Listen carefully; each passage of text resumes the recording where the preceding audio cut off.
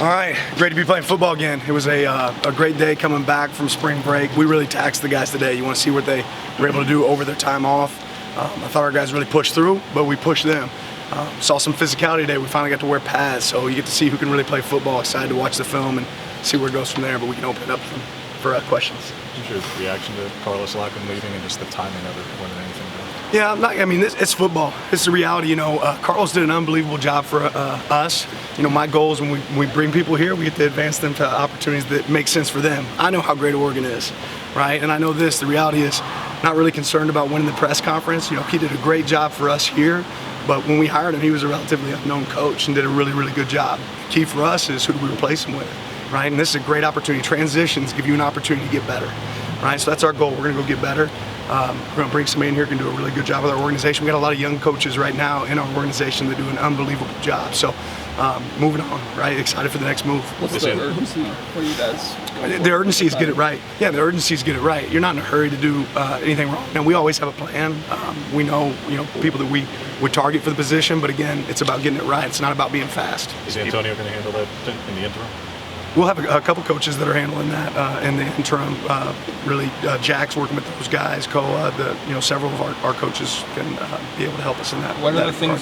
What are the things you're looking for to get it right in that hire? This is the same thing we've looked for every coach. When we had coaches leave our program before, I think about the guys that we've been able to bring in and the job they've done. Coach Hampton's a guy that came and joined our program, did an unbelievable job. Coach Terry, right? And we'll continue to do that and develop and grow within. Right, and look for the things that I'm looking for. What's important? Relationships, guys that connect with players, guys that can develop the position, guys that can recruit and retain talent, on our team, and more importantly than anything, people that fit. Right, it's about the fit. Is it important to get this filled this month so they can be here for summer, spring, or is that just second? Again, the timing is interesting, but the reality is we're a well-oiled machine right now. It's moving. We've got guys that are really do a good job in that room. So it's about getting it right. It's not about sprinting to a date. We don't have to have somebody tomorrow. It's about getting the right person. Does this make you think about revisiting the buyout dates just to instead of April 1, May 1, Dan, and that have the portal for players, maybe post-spring would be, if someone's going to leave, make the buyout more prohibitive in April? Yeah, I'm not really concerned with that. At the end of the day, here's what I want. I want people that want to be here, grow here at Oregon, right? We got an unbelievable situation. How long have backs been good at Oregon? You guys think of the names of the guys that have played here at Oregon, right? Whether it's D'Anthony or Michael or Jonathan Stewart, there's been a long history. We got some really good backs on this team right now, so I'm worried about who wants to be here and what we're going to be able to do moving forward. Dan, speaking of people who want to be here, what did it mean when Terence announced he was coming back, and what does he bring to the offense this year? Yeah, I'll tell you this, Terence Ferguson has busted his absolute tail, put him in great position to be a great player for this program, and he's one of many who made the decision to come back and get better, but he's the guy that's putting in the work to do it too. He's lowered his body fat percentage, he's increased his muscle mass, he's a leader on the field, the way he runs in and out of drills. It's been really, really impressive. Speaking along those lines, Jeff was another one that could have easily left and he stayed. What was that process like, and what's it mean for your defense to have him back? Well, I think a lot of these guys saw guys last year that had similar decisions, right, and the success that led to for them. And Jeff's done an unbelievable job of being a leader. He knows what he wants his play to look like, what he wants it to be in the future. He knows that hard work is what's required to get there, and he's willing to work hard. So, when you look at examples of guys like Bo and guys in the past that have come back for another year to have a lot of success, I think that's what those guys want to hope to recreate. So you can acknowledge Evan Stewart and Jabbar Muhammad, just what attracted you to adding those guys and what you hope to see from them here in this spring to get acclimated. Yeah, great talent, from both of those guys, eager to learn. They play fast. They play with a lot of confidence. I think this is early for them, so it's flying around like crazy right now, but I saw some real positives from them in the way they finished some stuff today. Excited to see what they do on the field for us moving forward. We saw a couple additions to the roster today. There's still a few people that we think might join before the season starts. Do you expect more people in spring, or do you have to wait for summer? Yeah, the majority, if anybody's not here right now, they'll be joining us in the summer.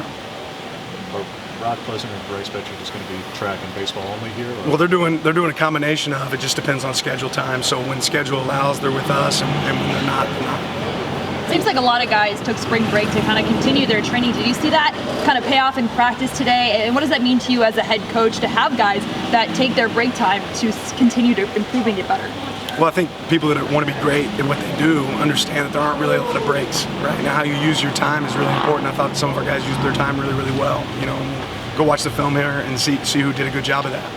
Thursday and Saturday, what are the the things you want to see on Thursday, and what is it progressing to on Saturday for you? Just 1% better, right? Just want to see us, continue to grow. It's not really about the plays right now. It's about figuring out who can play football, right? So if it means we, throttle back a little bit on install, right, and focus more on who can play ball, that's what I want to see. I want to see that energy and enthusiasm and improvement. How has maybe Dylan Gabriel's leadership and some of those skill sets come into play here? And I know it's early, but just early returns on what you've seen from him, maybe away from the field too. Yeah, I just think more than anything, the way that we prepare has given Dylan an opportunity to really, absorb a lot of this really quick. With the walkthroughs that we've had, the time leading up to spring, us doing spring a little bit later than some teams, I think that's allowed him to really get ahead of the curve before he stepped out here. And then his experience, speaks for itself. His poise, his ability to get guys to come do extra work with him, his ability to get extra work in, I think is really paying off. He's done those time retreats before, and I'm sure he's got some scheduled here. But as a coach, what does that mean to you? I mean, everybody puts pressure on quarterback of expectations, what they're supposed to do, how they're supposed to handle things, extra time.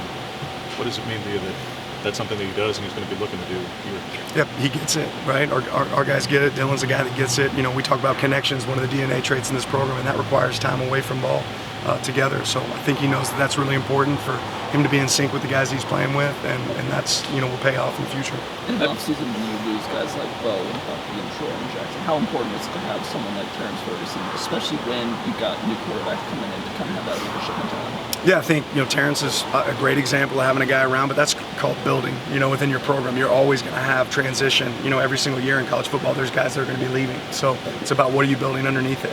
He's a great example of a guy that's earned the opportunity to be a leader on this team. He's working his tail really hard, working it off to be really elite for us, and we'll continue to grow that throughout the team.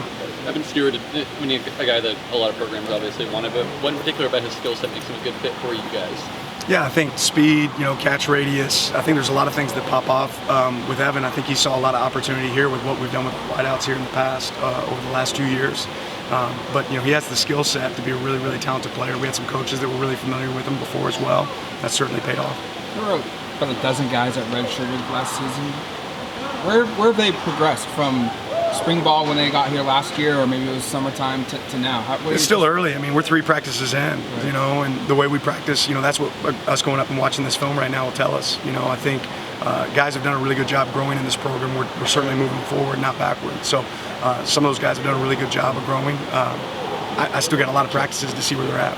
Spring's all about growth and development, Dan. How specifically important is it for the second and third offensive line groups? Because you've returned so many starters, and you're probably in line to lose 4 guys after the season due to graduation and where guys are at. So just the importance of, for a year from now, when you're going to be replacing guys, for the recruiting cycle, for development, for that group in particular. Yeah, I think development at every position is really important, not necessarily that position. I'm certainly not thinking 2 years ahead right now. I'm thinking about this next season, but developing every position really matters for us.